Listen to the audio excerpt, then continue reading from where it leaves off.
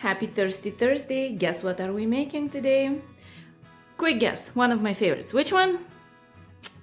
Bloody Mary. Actually, I paid money to get this recipe.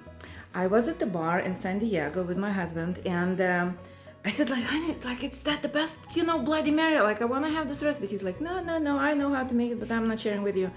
And I was like, you know what? I'm gonna pay money. So my husband went to the bathroom. I paid money to the bartender, and he showed me how to make it, and he gave me the recipe. So today I'm sharing that with you. I hope you're gonna like it. Cheers.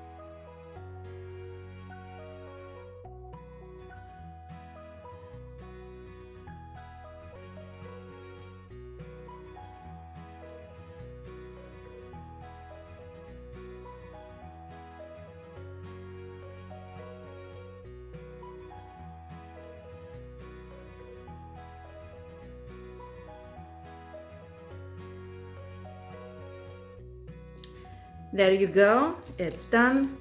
Let's give it a try. Cheers and happy Thirsty Thursday.